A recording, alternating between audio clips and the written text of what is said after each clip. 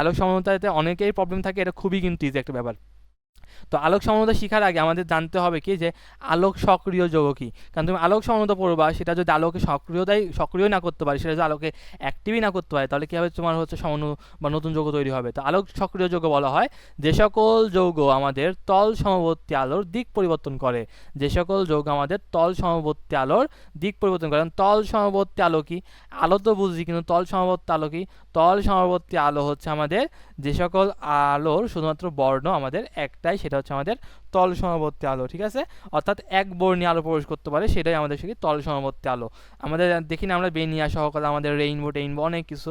তো যদি এরকম হয় যে আমাদের যে আলোটা প্রবেশ করছে সেটা শুধু একটা সিঙ্গেল বর্ণ, অর্থাৎ আমাদের তল সমবর্তী বলতে বোঝাচ্ছে আমাদের এক বর্ণীয় আলো প্রবেশ করতে হবে, সেটা হচ্ছে তল সমবর্তী আলো। তো এই এক বর্ণে যে আলো আছে, সেই আলোর যদি দিক পরিবর্তন করে কোনো একটা যৌগ, মনে করো একটা জায়গায় তুমি সেই যৌগটা একটা এমন একটা কম্পাউন্ড বসালা, সেটা মনে করো যে এইভাবে আলো আসতেছিল, ওই কম্পাউন্ডের কারণে আলোটা বেঁকে চলে গেল। তো যে তুমি কি করলা, যার কথা ছিল এইভাবে, কিন্তু সে একটা যৌগের কারণে আলো একবার হয়তো এইদিকে বাগতেছে, একবার হয়তো বা এইদিকে বাগতেছে। তো এই যে আমাদের এই যৌগটাকে বলবো তাহলে কি, তল সমবর্তী যৌগ বা আলোক সক্রিয় যৌগ। তো আমাদের আলোক সমানতা হওয়ার জন্য আমাদের দুইটা না, বেশ করে সত্য মেনটেন করা হয়। তার মধ্যে একটা হচ্ছে সেটাকে হওয়া লাগবে, সেটা হওয়া লাগবে হচ্ছে আলোক সক্রিয় যৌগ। সেখানে থাকা লাগবে কাইরাল কার্বন। কাইরাল কার্বন মানে মনে করো কার্বনের যে চারটা হাত আছে না, চারটা হাতে ভিন্ন ভিন্ন যুক্ত থাকবে, মনে করো এ বি সি ডি, চারটা হাতেই কিন্তু ভিন্ন ভিন্ন যে যুক্ত থাকে, সেটাকে বলা হচ্ছে কাইরাল কার্বন। আমি এবিসিডি লিখলাম, এখানে যে কোনো কিছু থাকতে পারে, চারটায় কিন্তু কি থাকতে হবে, ভিন্ন ভিন্ন। আচ্ছা, এরপর আলোক সমানতার শর্ত আছে, সেটা হচ্ছে মনে করো ভিন্ন ভিন্ন দিকে ঘূর্ণন। আমি এখানে লিখছিলাম অ্যাকচুয়ালি যে আমাদের বিষয়টা কি দাঁড়াবে, যে আলোক সক্রিয় যে যৌগ, সেই যৌগটা আমাদের যদি তার কনফিগারেশন চেঞ্জ করা হয়, কনফিগারেশন মানে কি, তার স্ট্রাকচার, মানে তার মনে করো যে গঠনটা চেঞ্জ করি আমরা, মনে করো ডান হাতের জায়গায় বাম হাত দিলাম, বাম হাতের জায়গায় ডান হাত দিলাম, এই কাইন্ড অফ এরকম চেঞ্জ। তো এটাকে বলছে কনফিগারেশন চেঞ্জ। কনফিগারেশন চেঞ্জ করলে আমাদের কি হবে, আলো কখনো ডান দিকে বাঁকবে, কখনো বাম দিকে বাঁকবে। আর যদি এটা হয় তাহলে সেটাকে বলা হবে আলোক সমাণু। তাহলে তুমি এখানে সংজ্ঞা কীভাবে দিবা, আলোক সক্রিয় যৌগের কারণে যদি আমাদের আলো কি হয়, কখনো ডান দিকে বাঁকে বা কখনো বাম দিকে বাঁকে, তাহলে সেটাকে বলা হবে আলোক সমাণু। তুমি সংজ্ঞার ভেতরে আলোক সক্রিয় যৌগ কি সেটা উল্লেখ করতে পারো, যে এখানে ব্যাকেটের ভেতরে এটা দিতে পারো। ঠিক আছে, তো দেখো তুমি যদি বুঝো তাহলে তুমি সংজ্ঞার কোনো ব্যাপারই না। ঠিক আছে, তাহলে আলোক সমাণু কি, যে আমাদের আলোক সক্রিয় যে যৌগগুলো আছে, আলোক সক্রিয় যৌগ মানে কি, যেগুলো আমাদের তল সমবর্তী আলোর দিক পরিবর্তন করে। তল সমবর্তী মানে কি, যেগুলো আমাদের অ্যাকচুয়ালি এক বর্ণীয় আলো প্রবেশ করতে পারে, সেগুলো হচ্ছে তল সমবর্তী। তার যদি তুমি কনফিগারেশন চেঞ্জ করো, অর্থাৎ জাস্ট ডান বাম চেঞ্জ করো, তাহলে কি হবে, আলো কখনো ডান দিকে বাঁকবে, কখনো বাম দিকে বাঁকবে। আর এটাকে বলবো আমরা কি, আলোক সমাণু। ডান দিকে বাঁকলে সেটাকে বলা হয় ডেস্ট্রো, বাম দিকে বাঁকলে সেটাকে বলা হচ্ছে লিভো। অ্যাকচুয়ালি পজিটিভ লেখা বা নেগেটিভ লেখা ভুল হয়েছে, এটা অ্যাকচুয়ালি আমাদের কি, লিভো যদি হয় তাহলে সেটা হচ্ছে আমাদের ক্লকওয়াইজ, সেটা আমাদের কি, সেটা হচ্ছে আমাদের ক্লকওয়াইজ হলে কি হয়, নেগেটিভ অ্যাঙ্গেল। আর ডেস্কটো হলে সেটা হচ্ছে আমাদের অ্যান্টি ক্লকওয়াইজ, অর্থাৎ ঘড়ি কাটার বিপরীত দিকে। অ্যান্টি ক্লক হলে আমাদের সেটা হচ্ছে পজিটিভ অ্যাঙ্গেল, অর্থাৎ ডেস্কটো মানে হচ্ছে ডান দিকে বাঁকা, লিভো মানে হচ্ছে বাম দিকে বাঁকা। তো আমাদের আলোক সমাণু বুঝতে পারছো আশা করি, খুবই ইজি জিনিস ছিল। এটা হচ্ছে ক্লাসিফিকেশন, অর্থাৎ কয় ধরনের আছে, সেটা হচ্ছে অ্যাননসিওমার, রেসিমিক মিশ্রণ, মেসোযৌগ, ডায়াস্টোমার, 4 ধরনের আছে। আলোক সমাণু যদি নির্ণয় বলে যে কয়টা আলোক সমাণু আছে, বের করবো কীভাবে, দুইটা সূত্র আছে। একটা হচ্ছে আমাদের মেসোযৌগ যদি না থাকে, তাহলে আলোক সমাণুত্ব নির্ণয়ের সূত্র হচ্ছে 2n। এন মানে হচ্ছে কি, কাইরাল কার্বন একটু আগে বোঝাইছি। আচ্ছা, আর যদি মেসোযৌগ থাকে তাহলে আলোক সমাণুর সংখ্যা হবে হচ্ছে 2n-1, একটা কমে যায়। ঠিক আছে, যদি আমাদের মেসোযৌগ থাকে। তখন ভালো কথা, আমরা বুঝলাম যে এখানে ক্লাসিফিকেশন কি, আলোক সমাণু যৌগ মানে কয়টা হচ্ছে আলোক সমাণুতা থাকবে, এখানে কয়টা আলোক সমাণু যৌগ থাকবে, সেটা কীভাবে বের করে সেটাও শিখলাম সূত্র দিয়ে, খুব ইজিলি এমসিকিউ এসে পাওয়া যাবে। তাহলে এখন কোনটা বলতে কী বোঝায় সেটা একটু ফিল করা দরকার, সেটা একটু বুঝে আসি। তো তাহলে আমরা প্রথমে আসি এনানসিওমারে। একটাকে আমরা যা পড়ছি না, যেখানে আমাদের আলোক সক্রিয় যৌগ হবে, কাইরাল কার্বন থাকবে, ডান দিকে বাম দিকে বাঁকাবে, এই শর্তগুলো অ্যাকচুয়ালি আমাদের এনানসিওমার। যে ডান দিকে বাঁকালে সেটাকে বলে ডেস্কটো, বাম দিকে বাঁকলে বলা হয় সেটাকে লিভো। তো এইটা ক্ষেত্রে শর্ত দুইটা, একটা হচ্ছে আমাদের এটার অ্যাঙ্গেল সমান হয়, আরেকটা হচ্ছে দিক বিপরীত, অর্থাৎ একটা যদি ডান দিকে হয়, একটা হচ্ছে বাম দিকে, এই আর কি। একটা যদি পজিটিভ হয়, আরেকটা হবে কি, আরেকটা হবে নেগেটিভ, কাইন্ড অফ এরকম। তাই দেখো আমরা হচ্ছে একটা উদাহরণ দিচ্ছি, মনে করো যে ল্যাকটিক অ্যাসিডে আমার কি আছে, উপরে একটা COOH, নিচে CH3। তো আমরা এই দুইটাকে সেম রাখলাম। আমরা জাস্ট এই জায়গায় যদি ডান আর বাম করি, একবার OH ডান দিকে আছে, ওটাকে আমরা একবার বাম দিকে নিয়েছিলাম, জাস্ট খালি কি করছি, উল্টিয়ে দিচ্ছি, চেঞ্জ করছি, ডানকে বাম, বামকে ডান করা হয়েছে। তার ডান দিকে যখন আমাদের ওএইচ থাকতেছে, কার্যকরীমূলক থাকতেছে, তখন সেটাকে বলছি কি, ডি ল্যাকটিক অ্যাসিড। সেটা যখন বাম দিকে থাকছে, সেটাকে বলছি এল ল্যাকটিক অ্যাসিড, কারণ কার্যকরীমূলক যেদিকে আমাদের আলোক বাঁকবে সেই দিকে। তো ডি ল্যাকটিক অ্যাসিডের অ্যাঙ্গেলটা হচ্ছে আমাদের কি, পজিটিভ 2.24 ডিগ্রি। তাহলে এল ল্যাকটিক অ্যাসিড কী হবে, নেগেটিভ 2.24 ডিগ্রি। কারণটা জানি আমরা, একটা ডান দিকে হলে আরেকটা কি হয়, আরেকটা হচ্ছে আমাদের বাম দিকে। তো এই তো সিম্পল ব্যাপার।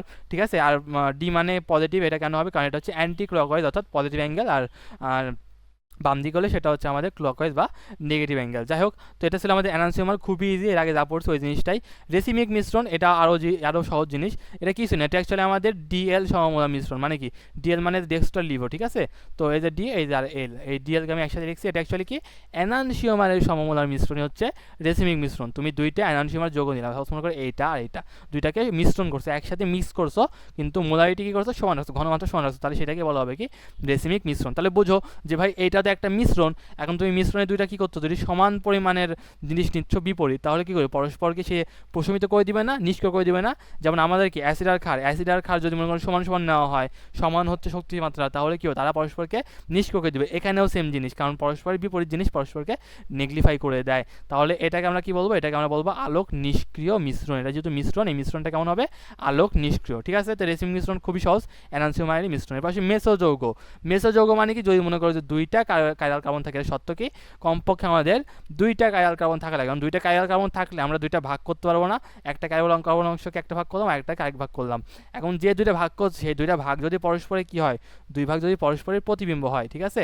তো মেসোযৌগের সত্য দুইটা, যদি সত্য আসে লিখে দিবা যে কমপক্ষে দুইটা কাইরাল কার্বন থাকা লাগবে, এবং এই যে দুইটা ভাগ করব, সেই ভাগ দুইটি মানে দুইটি অংশ আমাদের কী হবে, পরস্পরের দর্পণ প্রতিবিম্ব হবে, অর্থাৎ সেম সেম একদম, যেমন আমরা আয়নার সামনে দাঁড়াই না, আমার নিজেকেই তো দেখতে পাই, ঠিক এরকমই মনে করো প্রতিবিম্ব। তাহলে সেটাকে বলবো কি, সেটাকে বলবো হচ্ছে মেসোযৌগ।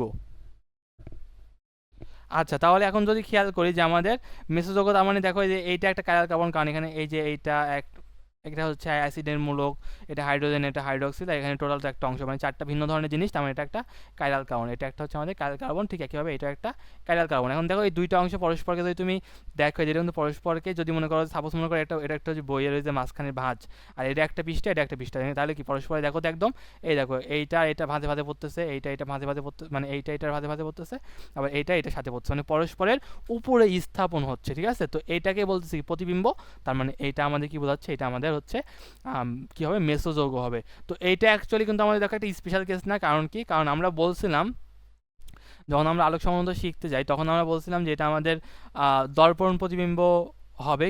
আচ্ছা, দর্পণ প্রতিবিম্ব আর উপস্থাপনের মধ্যে একটু ইয়ে আছে, আমি এখানে দর্পণ কথাটা বলছেন সেটা ভুল, অ্যাকচুয়ালি প্রতিবিম্ব মানে কি একদম সমান সমান, আর দর্পণ মানে হচ্ছে উল্টা, যেমন আগেরটাই বলছিলাম ওটা হচ্ছে দর্পণ, এটা মনে করো হাইড্রক্সিল বামে ছিল, এবার হচ্ছে সরি ডানে ছিল, এবার হচ্ছে বামে, এটা দর্পণ প্রতিবিম্ব। আর এটা একদম সরাসরি প্রতিবিম্ব, একদম সমান সমানে থাকতেছে, সেটা হচ্ছে আমাদের প্রতিবিম্ব। আচ্ছা ঠিক আছে, তাহলে এটাকে আমরা বলবো কি মেসোযৌগ। তাহলে মেসোযৌগ কি, কমপক্ষে দুইটা কাইরাল কার্বন থাকবে, এবং দুইটা যে ভাগ সেটা পরস্পরের প্রতিবিম্ব হবে। তাহলে দেখো, যেহেতু সেম সেম জিনিস তুমি রাখতেছো দুইটা অংশে, তাহলে আমাদের কি এরাও পরস্পরকে কি করবে, নিষ্ক্রিয় করে দিবে, জন্য এটা আমাদের কি একটা নিষ্ক্রিয় আলোক নিষ্ক্রিয় যৌগ। তাহলে আলোক নিষ্ক্রিয় পাইলাম দুইটা, একটা রেসিমিক মিশ্রণ আলোক নিষ্ক্রিয় মিশ্রণ, আর মেসোযৌগ আলোক নিষ্ক্রিয় যৌগ। ডায়াস্টেরিওমার, খুবই ইজি ডায়াস্টেরিওমার, যদি এরকম দুইটা তুমি যৌগ পাও, যে দুইটা যৌগ পরস্পরের দর্পণ প্রতিবিম্ব হবে না, তাহলে সেটাকে বলবা কি পরস্পরের ডায়াস্টেরিওমার। সাপোজ মনে করো যে এখানে আমি 1 নম্বর লিখছিলাম, তো 1 নম্বর যৌগ দেখো, এখানে COOH, এখানে Br, তো কি হয়, দর্পণ প্রতিবিম্ব হওয়া যাবে না। তাহলে দেখো এখানে ওএইচ আছে, এটার ওএইচ আছে, এখানে ব্রোমিন আছে, কিন্তু এখানে কি ব্রোমিন আছে না, এখানে হাইড্রোজেন, এখানে ব্রোমিন আছে ডানে, এটা ব্রোমিন আছে বামে, তাহলে কি পরে পরস্পরের প্রতিবিম্ব হলো না কিন্তু। তাহলে প্রতিবিম্ব যদি না হয়, তাহলে সেটাকে আমরা কি বলবো, সেই দুইটাকে বলবো আমরা ডায়াস্টেরিওমার, ঠিক আছে। তাহলে সেটাকে বলবো ডায়াস্টেরিওমার। কিন্তু দেখো 1 আর 3 কিন্তু পরস্পরের প্রতিবিম্ব, কারণ COOH, এই যে হচ্ছে মানে দর্পণ প্রতিবিম্ব, সরি প্রতিবিম্ব আর দর্পণ প্রতিবিম্ব ভিন্ন জিনিস। দর্পণ প্রতিবিম্ব মানে হচ্ছে যখন আমাদের এটা যদি ডান পাশে থাকে, তাহলে ওগুলো সব হচ্ছে সেম জিনিসই বাম পাশে থাকবে, আর প্রতিবিম্ব মানে এই যে এটার মতো সমান সমান। আচ্ছা, তাহলে দেখো পরস্পর কিন্তু এই যে এখানে দর্পণ কথা লেখা আছে, খেয়াল রাখবো কোনটার ক্ষেত্রে দর্পণ কথা লেখা আছে, এটা ক্ষেত্রে দর্পণ কথা লেখা আছে, এনানসিওর মানের ক্ষেত্রে দর্পণ কথা ছিল। আচ্ছা, তাহলে এখন চিন্তা করো যে এই যে 1 আর 2 কিন্তু পরস্পর দর্পণ প্রতিবিম্ব না, কারণ এই অংশটা সেম, কিন্তু এই অংশটা কিন্তু কি ভিন্ন, তাই না। তাহলে এই দুইটা হচ্ছে পরস্পর ডায়াস্টেরিওমার। কিন্তু দেখো 1 আর 3 যদি খেয়াল করো, এই দেখো এইটার এই পাশে যা আছে, এই পাশে ছিল কি বাম পাশে, সেটা এটা ডান পাশে, আবার এই পাশে এটার ডান পাশে যা ছিল, এটার এবার বাম পাশে, অর্থাৎ পরস্পরের দর্পণ প্রতিবিম্ব। তাহলে 1 আর 3 কিন্তু পরস্পরের ডায়াস্টেরিওমার না, কিন্তু 1 আর 2 পরস্পরের ডায়াস্টেরিওমার। দেখো কতটা ইজি, একদম সব কিন্তু সিম্পল একটা উদাহরণ দিয়ে বোঝানো হয়েছে।